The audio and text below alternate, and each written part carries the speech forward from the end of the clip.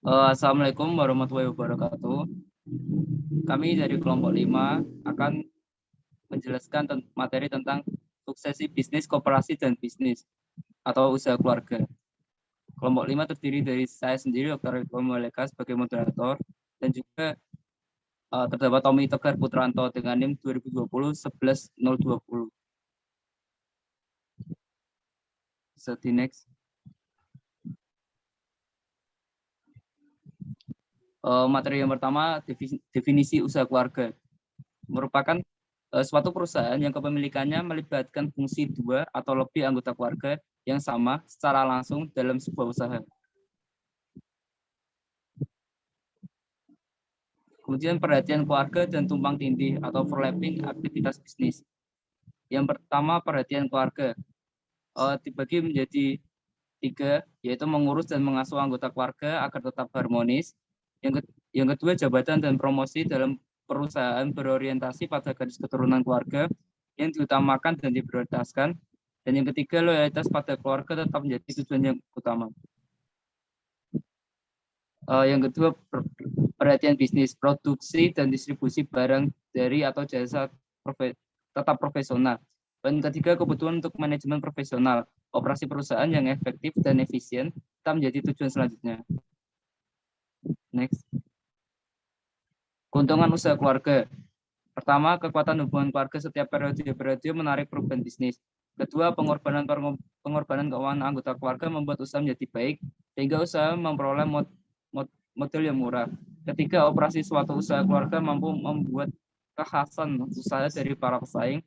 Keempat, tingkat hubungan menjadi lebih tinggi terhadap perhatian komunitas keluarga dengan para pekerja yang bukan keluarga. Kelima, sanggup merencanakan dan menyiapkan untuk menghasilkan laba jangka panjang. Dan yang keenam, selalu berfokus pada kualitas dan nilai.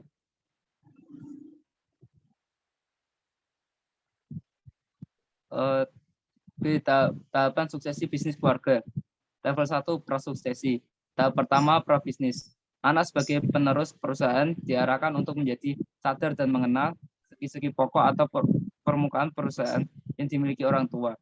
Orientasi anak sebagai bagian dari anggota keluarga adalah secara informal atau belum secara resmi. Tahap kedua, pengenalan. Anak diberikan untuk diperkenalkan pada jargon-jargon bisnis, para pegawainya, dan lingkungan bisnis perusahaan yang dimiliki orang tua. Tahap 3, pengenalan fungsi-fungsi operasional.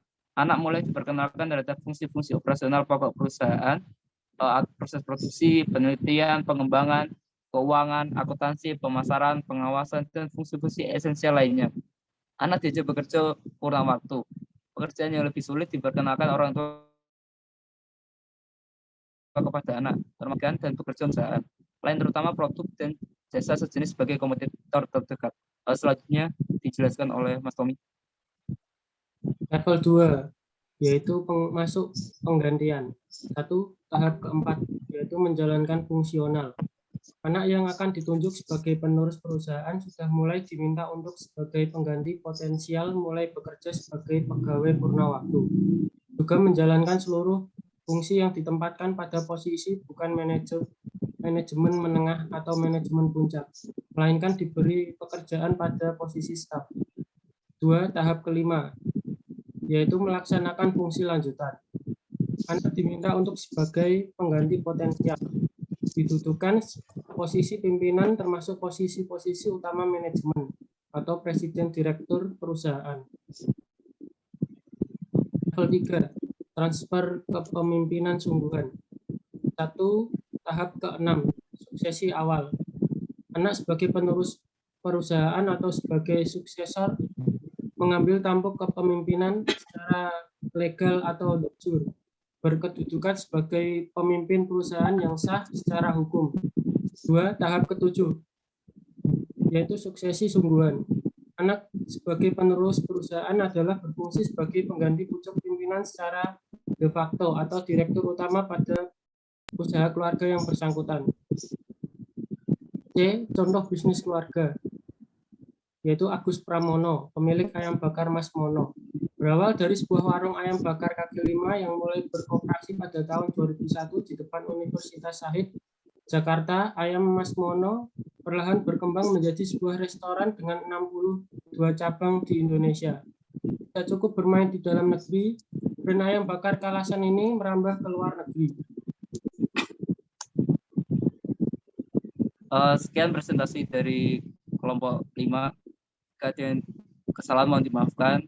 Jika ada pertanyaan bisa ditanyakan ketika waktu diskusi perkuliahan. Assalamualaikum warahmatullahi wabarakatuh.